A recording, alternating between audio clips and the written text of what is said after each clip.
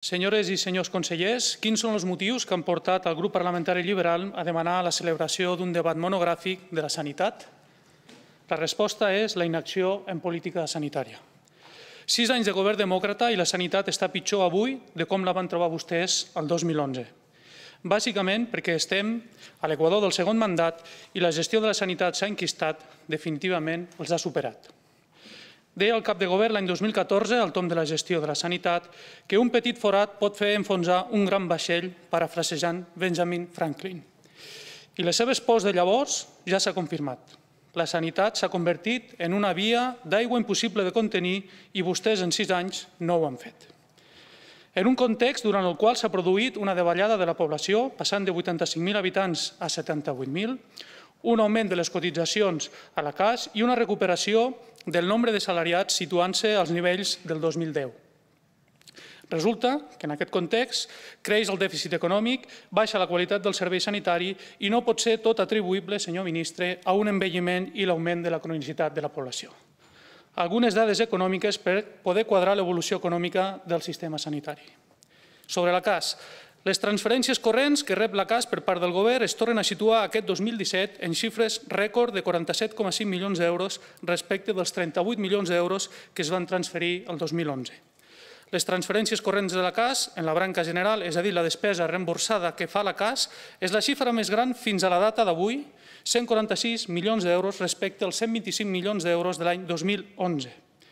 La despesa per habitant, que ha parlat el ministre però que no ha concretat, se situa avui a 1.869 euros per habitant, un creixement acumulat del 16% d'ençà del 2013. En relació al SAS, les transferències corrents que rep el SAS se situen en una forquilla entre els 11 i els 13 milions d'euros. Aquest 2017 han vist un increment del 12% en la seva partida. Finalment, les despeses de personal de 54 milions liquidades al pressupost del 2012 del SAS han crescut fins a 61 milions d'euros previstes al pressupost 2017. Conclusions inicials dels números del sector sanitari no descobrim cap nova situació, un dèficit sanitari de 60 milions d'euros previst per a l'exercici 2017, el més gran generat fins a la data, i una absència de mesures per poder-ho controlar, ja no dic rebaixar, sinó contenir, o si vol, es pot dir d'una altra manera, senyor ministre, la dura constatació que les mesures que han aplicat vostès en 6 anys no estan aturant la bola de neu. La sanitat pública i de qualitat és un dret que tenim tots els andorrans i residents i hem de vetllar perquè es mantingui aquest binomi. L'obligació dels qui governen és garantir que aquest dret el podem gaudir tots els que contribuïm al sistema, tot assegurant el dret que també tenen les generacions futures. Ha d'existir un doble compromís entre els que governen, els professionals de la sanitat, i els usuaris que l'utilitzem, que no és altre que fer sostenible i assumible aquest pilar de l'estat del benestar, i aquí vostès no estan aportant solucions, més aviat estan agreujant el problema. El present i el futur del sistema sanitari requereix establir un diagnòstic clar i compartit sobre els reptes i els objectius que cal abordar. Per aquest motiu vam demanar aquest debat per intentar fixar les bases al voltant de les quals cal fer aquest diagnòstic compartit i poder llavors plantejar els compromisos per a afrontar el problema. Vostès van començar la legislatura 2011 centrant els problemes de la sanitat al voltant de 5 eixos.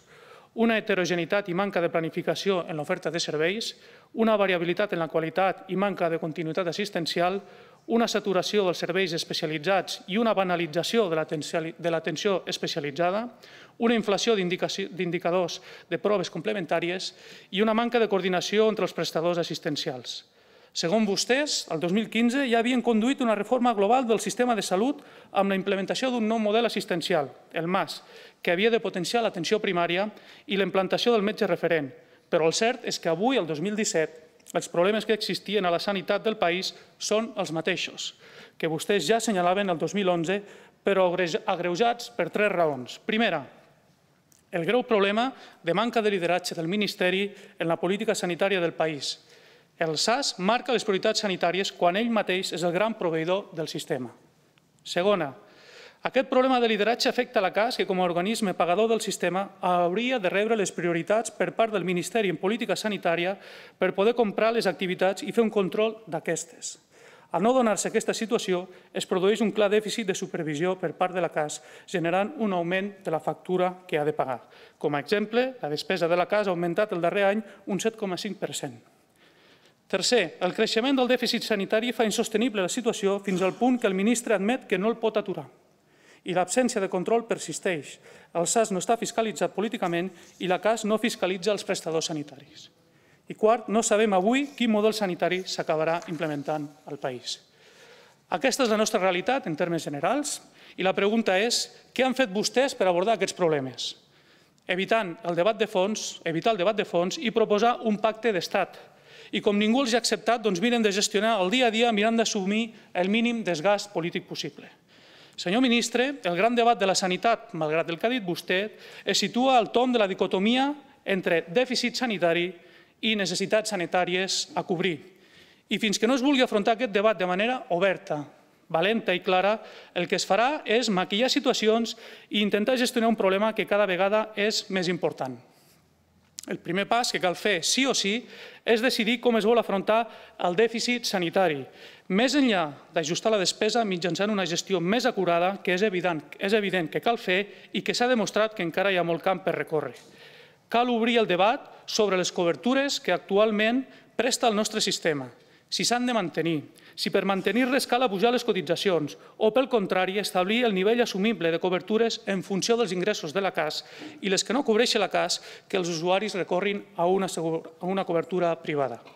Hem de fixar si assumim definitivament que el dèficit sanitari que es genera, si és controlat, el continua assumint en la seva totalitat el govern sense augmentar les càrregues socials als cotitzants, o si, per contra, cal entrar en un sistema on tothom haurà de tenir una assegurança privada. Aquí és on està el debat de fons, aquí és on hi ha el debat polític. Si s'opta per la primera opció, és a dir, un dèficit controlat i assumit pel govern, cal fixar prioritats pressupostàries a nivell global. Quin és el sostre d'endeutament que el país pot permetre i a partir d'aquí racionalitzar les inversions. No es pot ajornar més aquesta decisió. Si la sanitat és una prioritat, si una sanitat de qualitat i pública és un dret i per nosaltres ho és, llavors ha de passar per davant d'altres partides importants perquè els ingressos de l'Estat no són il·limitats. Ens podem permetre destinar 40 milions d'euros en projectes com de clau i assumir també el dèficit sanitari de 60 milions d'euros? Fins quan ho permetrà el sistema d'ingressos de l'Estat sense augmentar la pressió fiscal? Aquest és el veritable debat, el primer debat. I sense aquest no es pot abordar el segon debat al voltant de quin ha de ser el model de sanitat d'Andorra. Un debat més tècnic on l'opinió dels prestadors sanitaris i juntament amb el Ministeri, amb el lideratge del Ministeri, ha de ser la fórmula per tancar el cercle. És abans d'iniciar aquest segon estadi on llavors es pot plantejar un pacte d'estat, si de veritat es vol aconseguir un consens sobre aquest tema. Però plantejar un acord sense haver realitzat el primer anàlisi és incoherent i no porta enlloc, principalment perquè no sabem si en termes econòmics allò que es pugui proposar és assumible. El principal problema per poder abordar la reforma de la sanitat i cap a quin model hem d'evolucionar rau en el fet que després de 7 discursos en 6 anys no he estat capaç de trobar una sola línia, ja sigui el discurs d'investidura o d'orientació política, que expliquin com pensa el govern de DA abordar el repte de la reforma sanitària. Ni una sola frase. Li he de reconèixer el mèrit que això suposa, senyor cap de govern. Han passat 6 anys fent creure que volen reformar la sanitat i no ha explicat mai com ho volen fer. I sobretot ha estat capaç d'evitar aquest gran debat que vostè sap millor que jo que és inajornable, el de la sostenibilitat del sistema i el del model cap a on hem d'evolucionar. I això, li torno a dir, és una gran habilitat per part seva que no pot persistir. No podem vendre més fum i toca entrar de veritat a discutir el problema o quan es vulgui fer ja serà massa tard. Els liberals ens trobaran si pretenen fer obertament aquesta reflexió, explicant la cruesa de les xifres i la situació per tal que tothom sigui conscient, i quan dic tothom vol dir tots els implicats, administracions, prestadors sanitaris i usuaris. És necessari que el debat es faci des del coneixement real de la situació i no a partir d'hipòtesis o suposicions. Hem de partir dels mateixos escenaris per ser capaços de trobar una proposta adaptada, consensuada, perdurable i sostenible. Arribat a aquest punt, no s'hi valdran fer propostes irresponsables des del desconeixement volgut o no de la realitat del sistema, perquè tots serem conscients dels riscos i les amenaces del sistema sanitari i haurem de ser coherents amb el que després defensarem. Els liberals no farem propostes populistes ni prometrem el que sabem que no es podrà complir sense explicar els costos que els usuaris hauran d'assumir si és que n'hi ha. No seria responsable. Li estic llançant, senyor ministre, un guant per poder abordar aquest tema, però amb dues condicions.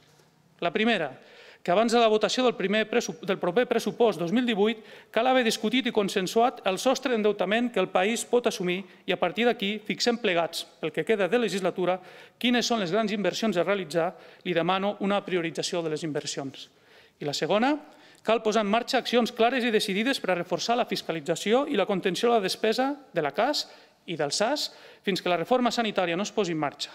Algunes d'aquestes accions són: és necessari fixar una ràtio màxima d'especialistes al país amb números clausos, convencionant només aquells especialitzats en les quals hi hagi clarament un dèficit o més demanda que oferta, i sempre dins d'unes ràtios màximes. Segona, cal millorar el control de la CAS sobre els prestadors sanitaris fins que la història clínica compartida sigui una realitat totalment implantada i la figura del metge referent una realitat. La CAS ha de fiscalitzar el volum d'activitats generada com a despesa per cada prestador. La CAS, com a prestador del sistema, coneix la despesa que genera cada un d'ells, però no coneix el motiu pel qual la despesa es genera. Per tant, no pot valorar si la despesa és la correcta o si s'incorre en una despesa superior a la que requereix cada acte. Calen guies de tractament establertes per la CAS per frenar l'abús de proves complementàries. Tercera, l'obertura econòmica ha generat la implantació al país de metges no convencionats. Cal, però, que els actes mèdics generats per aquests prestadors sanitaris no convencionats no tinguin cap tipus de cobertura per part de la CAS. Per tant, no es pot aplicar, com ara passa, la tarifa de responsabilitat del 33% reemborsable sobre els actes dels professionals no convencionats. Seguim. Cal establir un contracte entre el Ministeri de Salut i la CAS que fixi anualment el dèficit màxim que cobrirà el govern sobre la branca general, amb un objectiu clar d'assolir una reducció d'any en any. Següent, la Comissió Mixta de Sanitat només pot estar composada pel Ministeri de Sanitat i la CAS. El SAS, com a proveïdor de serveis, no pot estar dins de la pròpia comissió i no pot determinar la contractació de metges. No li correspon determinar les prioritats sanitàries. I, finalment, cal posar fre a la política salarial del SAS fins que el nou model sanitari estigui definit i posat en marxa. Si tenen voluntat de discutir aquestes propostes, els liberals estem disposats a abordar el tema de la sostenibilitat i la perdurabilitat del sistema sanitari. I crec que encara estem a temps. Paral·lelament, és necessari un canvi en el paradigma de funcionament del Ministeri de Sanitat. El Ministeri de Sanitat no lidera la política sanitària del país. Els informes que van realitzar els dos organismes francesos, l'IGAS, Inspecció General dels Afers Socials, i l'EMCOS, Missió Nacional de Control i Auditoria d'Organismes de la Seguretat Social, tots dos durant el 2014, gràcies a l'acord de col·laboració amb França, ja insistien clarament sobre aquesta problemàtica. De fet, durant la campanya de les eleccions generals del 2015, els liberals vam insistir també sobre la clara necessitat que el Ministeri pilotés la política sanitària del país i no fos el SAS com passava i encara passa avui. Si el Ministeri no lidera, no hi ha prioritats. Si no hi ha prioritats, no existeixen les línies estratègiques i en absència de línies estratègiques no hi ha directius, ni objectius, ni una clara direcció. I em permeto afegir que sense ningú liderant no hi ha control. Hem viscut una evolució de 20 anys de la política sanitària del país, el SAS torna a manar i és precisament la manca de lideratge del Ministeri sobre el SAS l'explicació del desgavell econòmic que any sí i any també detecta el Tribunal de Comptes. No cal mirar enrere, tot just ahir la premsa en feia ressò de les enèsimes irregularitats del SAS. En aquest cas, les del 2015, aquí vostès ja portaven 4 anys al govern i, mentrestant, els directius del SAS fan pagaments indeguts, alguns d'ells susceptibles de generar responsabilitats o el que és el mateix, susceptibles de ser denunciats. Contractacions directes no justificades o pagant gratificacions per jubilació i despeses sense la pertinent cotització a la CAS. Això sí, senyor ministre, en lloc de portar el responsable davant dels tribunals perquè expliqui les irregularitats comptables del SAS, dona per fet que ha treballat bé i opta per pagar-li una indemnització per acomiadament improcedent a principis d'aquest any. Un altre exemple de bona gestió del seu ministeri que no compartim. Recentment apareixien notícies en alguns mitjans estrangers respecte al nivell de la nostra sanitat, situant Andorra al capdavant d'una llista de països en qualitat sanitària. Imagini, senyor ministre, què dirien aquests mateixos mitjans si els nostres recursos els optimitzessin de veritat, si féssim una gestió més acurada i responsable, ja que existeixen moltes fuites dins del sistema. No ens enganyem, la qualitat de la nostra sanitat ha empitjorat. El que resulta un consol per a vostès és que quan ens comparem amb d'altres països estem millor. Ara bé, ens hem de comparar sempre a l'alça, mai a la baixa. A més, la sostenibilitat del sistema, tal com està funcionant, avui té una caducitat a curt o mig termini, a no ser que es vulgui assumir, com va fer vostè en la compareixença pública fa 6 mesos, que el dèficit és incontenible i que no es pot fer res i que, per tant, hem de seguir igual que fins ara. No estem d'acord, el dèficit és reduïble, sense haver de rebaixar ni la qualitat ni les cobertures, però cal voler prendre decisions, cosa que sembla no volen fer. També li reconeixeré que només millorant la gestió no solucionarà el problema del dèficit. Per això, el plantejament que li feia anteriorment, ara bé, hem de posar fre al descontrol que hi ha al SAS i és la seva responsabilitat fer-ho. Un altre problema de fons ençà de l'arribada d'EDA al govern és l'augment de les despeses de personal al SAS. Vostès anunciaven al programa electoral del 2011 una modificació de l'organigrama del SAS per reduir càrrecs directius i comandaments intermedis. Al SAS existeix un problema en la política salarial i en la creació de càrrecs de responsabilitats intermedis que s'allunyen d'allò que vostès van dir que farien el 2011. De fet, la despesa de personal ha augmentat en aquests darrers 6 anys. Hauríeu d'anar acabant, sisplau. Sí, senyor síndic. Estem parlant d'una xifra de 39,5 milions d'euros en despeses de personal al pressupost 2017 i un increment del 5,8.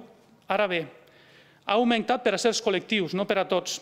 El col·lectiu d'infermeres i el personal administratiu veuen cada any com el seu salari continua congelat i han perdut incentius per objectius, mentre els comandaments i els complements de responsabilitat són el pa de cada dia entre el col·lectiu de metges i càrrecs intermedis. Vist el que acabo d'exposar, crec que és bo recordar que la Llei General de Sanitat de l'any 1989 i la posterior modificació de la Llei 1/2009 són molt clares en allò referent a les competències del govern. Article 54 són competències del govern l'elaboració i l'execució de la política sanitària i B, la direcció, el control i la tutela del servei d'atenció sanitària a través del Ministeri responsable de la Salut. De moment, i ja van 6 anys de govern demòcrata, no han complert en cap de les dues. Va semblar a principis d'aquesta legislatura que el Ministeri tenia clarament un full de ruta fixat, el Pla Nacional de Salut 2020, eina que es convertiria en la guia assistencial preventiva. Deixaré, si de cas, la segona part de la meva intervenció per després. Gràcies, senyor síndic.